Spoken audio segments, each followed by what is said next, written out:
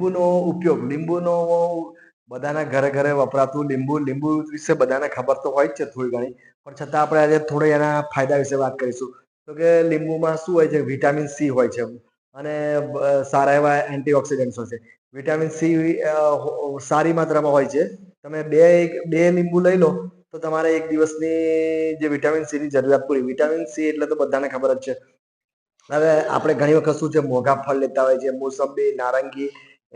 ઘણી વખત શું હોય છે કે નારંગી અત્યારે 40 રૂપિયાની આસપાસ થાય, મોસંબી 15-20 રૂપિયાની થાય.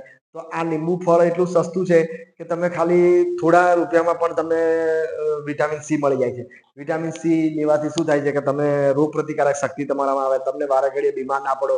અને શું ઘણી વખત તમે કદાચ ચોમાસાની ઋતુમાં લો કન્ટિન્યુ, તો તમે એ જે મોટા મોટા બીમારી આવવાના છે ને, ડેન્ગ્યુ, વાયરલ ફીવર, એમાં તમે બચી શકો છો. તો એ રીતે જોવા જઈએ તો વિટામિન સી બહુ જ જરૂરી છે. અને શું છે કે પાછળની ઉંમરમાં જે લોકો 50 ને 40 પછી શું થાય છે કે એમાં સારા એવા એન્ટીઓક્સિડન્ટ હોવાથી કેન્સર જેવા મોટા મોટા રોગોથી તમે બચી શકો છો અને તમારા અંગોમાં નુકસાની ઓછી આવે. આ એક લીંબુ લીધે શું છે, તમારા શરીરમાંથી અમુક જે બિનજરૂરી કચરો તમે કેમિકલ્સ લીધા હોય એ પણ નીકળી શકે, ડિટોક્સ બી કરી શકે છે અંદર કચરો. એટલે ડિટોક્સ કરી નહીં શકતું, પણ લીવર ને કિડનીને મદદ કરે છે લીંબુ. એ રીતે જોવા જઈએ તો લીંબુ પાણી બહુ ફાયદાકારક છે. હવે લીંબુનો બીજો એક ઉપયોગ કહીએ તો કે શું કે જે તમારું જે ખોરાકનું પાચન કરવામાં મદદ કરે, એટલે પાચન શક્તિ વધારે. તો ઘણા લોકોને કેવી ટેવ હોય છે કે આનો વધારે ફાયદો તમારે લેવો હોય તો તમે શું કરો કે સવારે ભૂખ્યા પેટે એક ગ્લાસ ગરમ પાણીમાં, હુંફાળા પાણીમાં એકાદ લીંબુ નાખીને તમે પીવો તો શું છે, તમને પાચન શક્તિ બી તમારી સુધરે. અને તમે કદાચ વજન ઘટાડવા માંગતા હોય તો તમે બીજા કોઈ પીણા પીવો, કે ચા પીવો કે કોઈ બીજું કોઈ પીણું પીવો, તો એની જગ્યાએ કોઈ કોલ્ડ ડ્રિંક્સ પીવો, તો એની જગ્યાએ શું કેલરી આમાં બિલકુલ નહિવત હોય છે. કેમ કે લીંબુમાં પાણીમાં બહુ કેલરી નજીવી હોય થોડી ઘણી. જ્યારે પેલામાં તમારે કેલરી વધારે હોય. તો વજન ઘટાડવા માટે બી આમ પણ લીંબુ ફાયદાકારક છે અને તમારું મેટાબોલિઝમ સારું કરે, પાચન શક્તિ સુધારે, એટલે એ રીતે બી ફાયદો થાય. તો વજન ઘટાડવામાં બી કામ કરી જાય છે લીંબુ.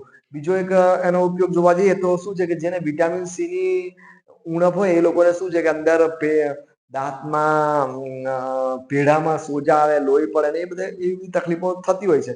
તો તમે કદાચ ટેસ્ટ કરો કે ના, તમને ખબર પડી જાય કે તમને વિટામિન સી ની ઉણપ છે, તો તમે લીંબુ પણ ચાલુ કરી શકો છો.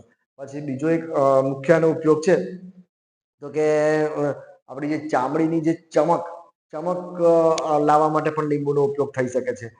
આમ જોવા જઈએ તો લીંબુના આ રીતે સસ્તા રીતે જોવા જઈએ તો ઘણા ફાયદા છે.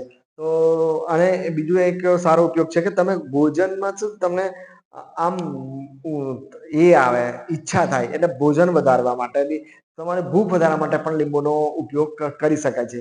તો આ રીતે જોવા જઈએ તો લીંબુના વિટામિન સી અને એન્ટીઓક્સિડન્ટ્સ આવેલા હોય છે. અને હા, કદાચ કોઈકને એસિડિટીની, આમ તો એસિડિટી બહુ નોર્મલ વ્યક્તિને થતી નથી, પણ કદાચ કોઈકને થતી હોય, એસિડિટી વધારે રહેતી હોય, પેટમાં છાલા પડ્યા હોય, તો એ લોકોએ કદાચ લીંબુ અથવા કોઈને ખાટું એવું લેવાથી કદાચ એસિડ વધારે બનતો હોય તો એ લોકોએ અવગણવું જોઈએ, કાં તો પછી થોડું ખાધા પછી લેવું જોઈએ. અને કદાચ પોતાની શરીરની પ્રકૃતિ પ્રમાણે પછી લેવું કે ના લેવું એ નક્કી કરી શકો. અને બીજું કે કદાચ કોઈક શરીરમાં કોઈ એવી એબનોર્માલિટી, કોઈ એવો મોટો રોગ હોય તો પોતાના ડોક્ટરને પૂછીને તમે એનો ઉપયોગ કરી શકો છો. આમ તો લીંબુ બધી રીતે નોર્મલ વ્યક્તિને બધી રીતે ફાયદાકારક જ છે. કન્ટિન્યુ તમે રાખો 2-3 મહિના, પછી એનો ફાયદો જુઓ તો તમને લીંબુના ફાયદા દેખાઈ જશે. સારું, ચાલો ત્યારે લીંબુનો ટૂંકમાં આપણે ઉપયોગ પૂરો